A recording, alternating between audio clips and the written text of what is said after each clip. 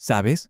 Cuando uno piensa en la Segunda Guerra Mundial, hay un nombre que inevitablemente sale siempre: Adolf Hitler. El tipo que cambió el curso de la historia a base de odio, fanatismo y mentiras. Pero, ¿cómo llegó alguien así a tener tanto poder? ¿Cómo convenció a millones de personas para seguirlo? Hoy te voy a contar toda la historia, desde su infancia hasta su final en el búnker de Berlín, sin filtros, sin glorificaciones, solo hechos y el retrato de uno de los mayores genocidas de la historia. Hitler nació en 1889, en un pequeño pueblo de Austria. Su padre era severo, autoritario, un tipo duro. Su madre, todo lo contrario, cariñosa, sobreprotectora. De joven soñaba con ser artista, pintor, arquitecto, pero la vida le cerró las puertas muy pronto. Se presentó 2 veces a la Academia de Bellas Artes de Viena y lo rechazaron ambas. Ahí empezó su rabia. Viena, además, era una ciudad donde el antisemitismo se respiraba en el aire. Los periódicos lo usaban sin pudor, los políticos lo gritaban en mítines. Hitler se empapó de ese ambiente. Vivía en pensiones baratas, comía poco y empezó a desarrollar esa visión enferma de la sociedad. Él, el incomprendido, contra el mundo. Cuando no tienes rumbo y te alimentas de odio, lo que crece es el resentimiento. Y eso fue exactamente lo que le pasó. En 1914 estalla la Primera Guerra Mundial, y para Hitler es la salvación. Por fin tiene una causa, un uniforme, una bandera. Pelea por Alemania con devoción, y al final de la guerra, cuando el país se rinde, siente que le roban la victoria. Y aquí aparece el primer gran mito que va a usar toda su vida. Alemania no fue derrotada en el campo de batalla, sino traicionada desde dentro. Lo llamaron la puñalada por la espalda, y ese relato fue gasolina pura para su ideología. Hitler sale del ejército sin familia, sin trabajo, sin rumbo, pero con una obsesión: vengar la humillación de Alemania.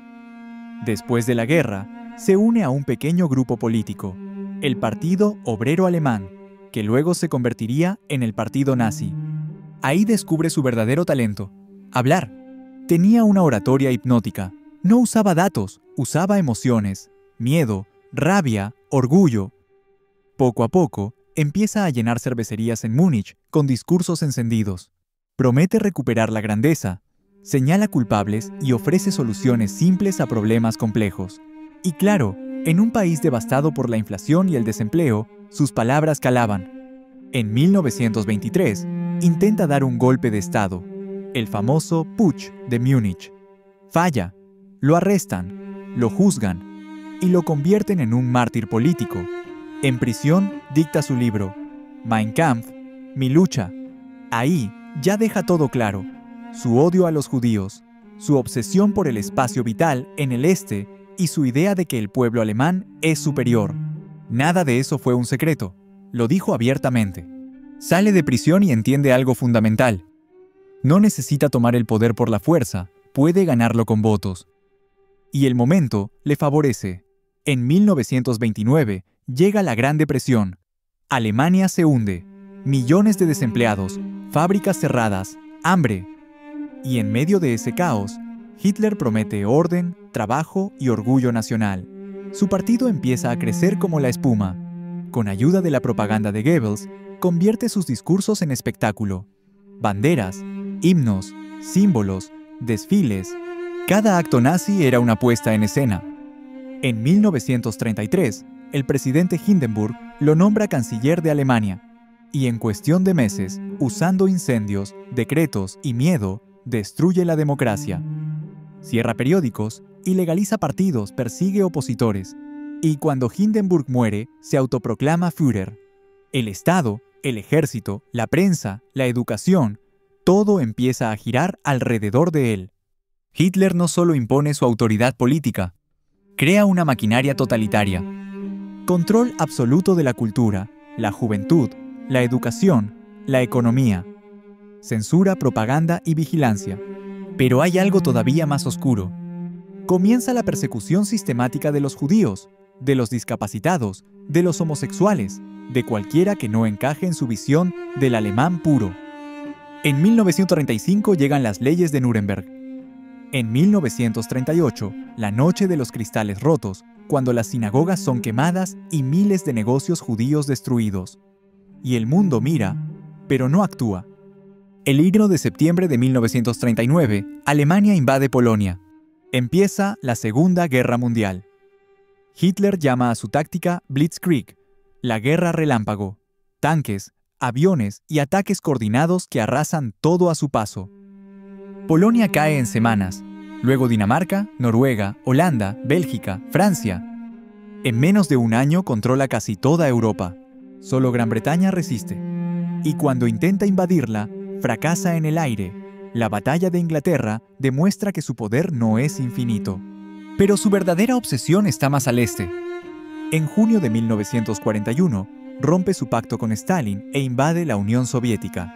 Dice que es una guerra por la supervivencia del pueblo alemán. Pero en realidad es una guerra de exterminio. Millones de soldados alemanes cruzan la frontera y arrasan aldeas enteras. A su paso van los Einsatzgruppen, unidades especiales que fusilan comunidades judías enteras. Para el invierno de 1941, los alemanes están a las puertas de Moscú, pero el frío, el barro y la resistencia soviética los detienen. Y ahí comienza el principio del fin. Mientras tanto, el régimen pone en marcha lo más atroz de todo, la solución final. En 1942, en la conferencia de Wannsee, altos funcionarios nazis coordinan el exterminio de todo un pueblo. Surgen los campos de concentración y exterminio: Auschwitz, Treblinka, Sobibor, Majdanek. Trenes llenos de personas llegan cada día. Algunos van directamente a las cámaras de gas. Otros son esclavizados hasta morir. Se calcula que 6 millones de judíos fueron asesinados. A eso hay que sumar cientos de miles de gitanos, prisioneros soviéticos, discapacitados, homosexuales, opositores políticos. Fue una maquinaria industrial de muerte. No locura, organización, burocracia y obediencia ciega. Tras la derrota en Stalingrado, todo empieza a desmoronarse. El ejército alemán retrocede, los aliados avanzan por el oeste, los rusos por el este. En 1944, el Día D abre el frente de Normandía. En 1945, Berlín está rodeado. Hitler ya no es el líder carismático de antes. Es un hombre paranoico, encerrado en su búnker, dando órdenes imposibles. El 30 de abril de 1945, se suicida junto a Eva Braun. Una semana después, Alemania se rinde. El Tercer Reich ha desaparecido, pero el horror que deja atrás no se borra jamás. Después de la guerra, el mundo se enfrenta a la magnitud del crimen. Los juicios de Nuremberg muestran las imágenes de los campos, los testimonios de los sobrevivientes, los documentos oficiales. Y entonces, la humanidad se ve a sí misma reflejada en su peor espejo. El nazismo no fue solo Hitler. Fueron millones de personas que eligieron mirar hacia otro lado. Y por eso, entender cómo llegó hasta ahí es fundamental. Porque el odio no nace de la nada. Se alimenta del miedo, de la ignorancia y del silencio. Contar esta historia no es morbo, es memoria. Es recordar que detrás de cada número hubo personas, niños, madres, abuelos, familias enteras. Y también recordar algo más. La historia no se repite, pero rima. Cuando ves discursos que señalan culpables, que prometen soluciones fáciles y que dividen a la gente, ahí están las primeras notas de esa rima. Por eso hay que contar esto, una y otra vez. Para que nunca más